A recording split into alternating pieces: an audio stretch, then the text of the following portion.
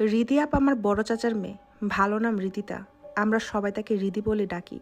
রিদি আপা আমাদের পরিবারের একমাত্র কন্যা সন্তান হওয়ার সুবাদে তিনি আমাদের যৌথ পরিবারের সকলের মধ্যমণি। সবাই আপাকে আদর ভালোবাসে বড় করেছেন। আপাও আমাদেরকে অনেক ভালোবাসেন, স্নেহ করেন। আপা যখন মেট্রিক পাশ করলো তখন তাকে আমাদের গ্রামের একটা কলেজে ভর্তি করে দেওয়া হয়। দেখতে অপরূপ সুন্দরী হওয়ায় তার আগে থেকে আপার জন্য বিয়ের প্রস্তাব আসতে শুরু করে। চাচা সেসব ফিরিয়ে দেয়, তার স্বপ্ন মেয়েকে বড় শিক্ষিত বানাবেন। তবে ভাগ্য যেন ভিন্ন কিছু নির্ধারণ করে রেখেছিল। এক ঝড়ের বিকেলে আপা কলেজ থেকে ফিরে চাচিকে বলেন, আমি আর কলেজে যাব না, তোমাকে কতদিন বলেছি আমার ভয় করে। মনে হয় কে যেন আমার পিছু পিছু আসে, আমাকে দেখে তাকিয়ে থাকে। আমি হাঁটার শব্দ পাই, আমার পায়ের সাথে পা মিলিয়ে হাঁটে সে। অথচ পিছনে ফিরে দেখি কেউ নেই, কোনো কাকপক্ষীও নাই। আমি দৌড়াতে শুরু করি, বাকি রাস্তাটা আমি দৌড়ে দৌড়ে আসি। তখন মনে হয় সে অদৃশ্য কেউ আমার ঠিক কানের কাছ দিয়ে আসে। মনে হয় সেও আমার সাথে সাথে দৌড়ায়। আবার যখন কোনো সঙ্গী পাই এদিকে আসার, তখন আবার এসব অনুভব করি না। আজকেও আরও বেশি ভয়ানক ব্যাপার হয়েছে।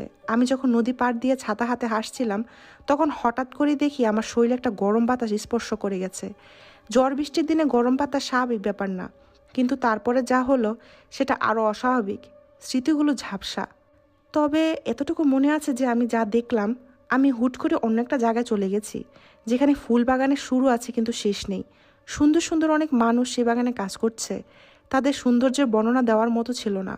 মনে হচ্ছিল যেন তাদের শরীর থেকে আলো বের হচ্ছে। আমার সাথে একটা যুবক ছেলে ছিল, তাদের দলেরই। ছেলেটা তাদের কি যেন বলছে, আমিও তাদের সাথে হেসে কথা বলছিলাম। ছেলেটার সাথে আমাকে দেখে অন্য মানুষগুলো খুব খুশি হয়েছিল, আমাকে এটা সেটা এনে দিচ্ছিল। আমি আনন্দ সহকারে তাদের দেখছিলাম, তাদের দেওয়া খাবার খাচ্ছিলাম। সেগুলো এত সুস্বাদু যে বাংলার সেরা রাঁধুনির কাছে হার মানবে। তবে আশ্চর্য ব্যাপার হচ্ছে, আমার তখন হুঁশ ছিল না। আমি যে কলেজ থেকে বাড়ি যাচ্ছিলাম সেটা আমি ভুলেই গিয়েছিলাম। ভুলে গেলাম আমি কে, কি আমার পরিচয়। এরপর ছেলেটা আমাকে কোথায় যেন নিয়ে গেল। অদ্ভুত একটা কাঠের মতো দরজা, তার ওপাশ থেকে আবার আলো আসছে। মেঘের মতো ঘন কুয়াশা, কাশ্মীরি শালের মতো কারুকাজ করা সাদা পর্দা।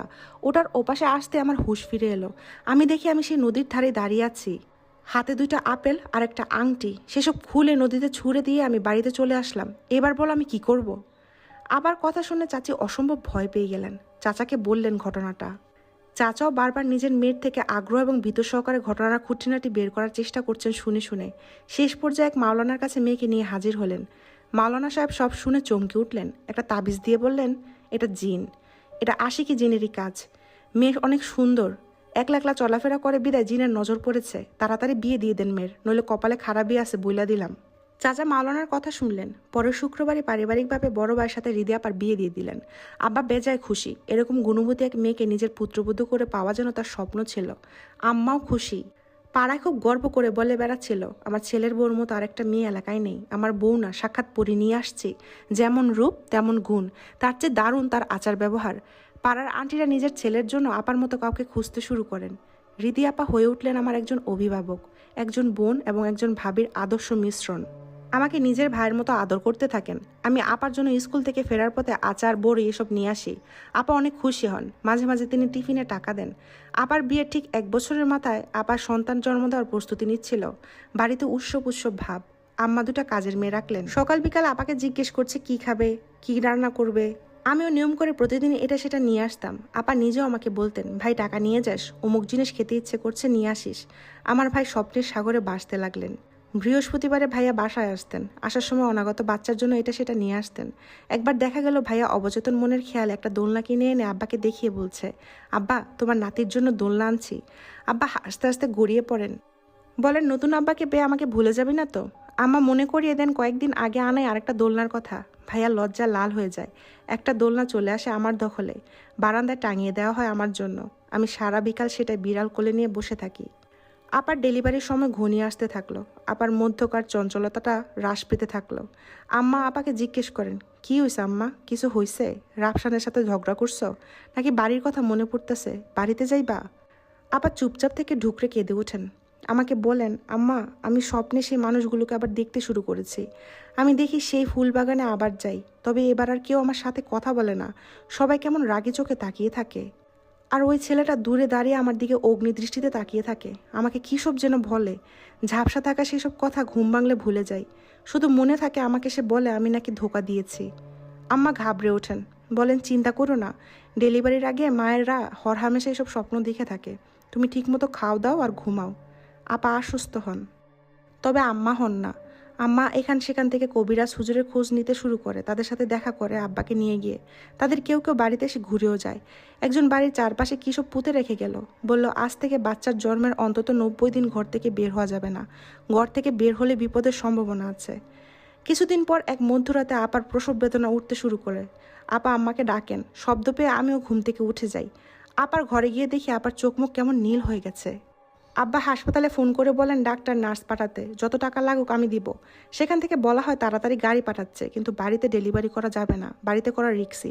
তাছাড়া অনেক যন্ত্রপাতির প্রয়োজন পড়তে পারে, সেসব বাড়িতে আনা অসম্ভব। আব্বা দায় খুঁজতে শুরু করেন। খুব কাছে একজন দায়ী থাকতেন, তার বাড়ি গিয়ে জানা যায় তিনি বেড়াতে গিয়েছেন মেয়ে বাড়িতে। আব্বা ফিরে এসে হাসপাতালে ফোন করে গাড়ি পাঠাতে বলেন। এত সব মিনিট 15 মধ্যে হয়ে যায়। কিছুক্ষণ পর গাড়িও হাজির হয়ে যায়। আপা যেতে রাজি হচ্ছিল না, বলছিলেন হুজুর না করেছে, যদি পরে বাচ্চার ক্ষতি হয়। আম্মা বলেন কোনো রাস্তা নাই, হাসপাতালে যাওয়া লাগবেই। আপাকে হাসপাতালে নিয়ে হলে ফুটফুটে একটা পুত্র সন্তানের জন্ম দেয়। আমাদের পরিবারে যেন ঈদ লেগে গেল। তবে সেই এক রাতেই আপা হাসপাতালে থাকা অবস্থায় আবার স্বপ্ন দেখেন। সে অদ্ভুত লোকটা বলছে, তৃষ্ণা মেটাবার সময় এসে গেছে, আমি এবার আসছি, প্রস্তুত হও, প্রস্তুত হও, প্রস্তুত হও। আপা দরপর করে ঘুম থেকে উঠে আম্মা আর আপার আম্মাকে সব বলল। তারা চিন্তিত থাকেন এই ব্যাপারটা নিয়ে। আম্মা বলেন, বোর হলে সে হুজুরের কাছে আবার যাব, চিন্তা করো না। আপা আশ্বস্ত হন। সেদিন ভোরেই সে হৃদয় বিদারক আলো ফোটার পর দেখা গেল আমার ফুটফুটে বাতিজার শরীর নীল হয়ে আছে, চোখের মণি সাদা হয়ে আছে। তার করুণ দৃষ্টিতে সে দপদপ সাদা চোখে তাকিয়ে আছে মায়ের দিকে। আগে এক অজানা রহস্যের সঙ্গে সমাপ্ত হলো দুটি পরিবারের অসংখ্য মানুষের তিলে তিলে বোনা হাজারো স্বপ্ন। আমার আপাটাও কেমন যেন পাগল হয়ে গেলেন তারপর থেকে। গল্পটা বাস্তবতার আলোকে ছিল। গল্পটা ততটা ভয়ানক ছিল না, কিন্তু গল্পটা পড়ে আমার কাছে ভীষণ খারাপ লেগেছে। একটা বাচ্চাকে ঘিরে দুটো পরিবারের মধ্যে কতটা আনন্দ থাকে সেটা শুধুই দুটো পরিবারই বলতে পারবে। দোয়া করে আরও কোনো মেয়ের জীবনে যাতে এরকম কোনো কিছু না ঘটে। সবাই সাবধান থাকবেন, ভালো থাকবেন। গল্পটা পাবলিশ হয়েছে ময়মনসিংহ শর্ট স্টোরিজ পেজে।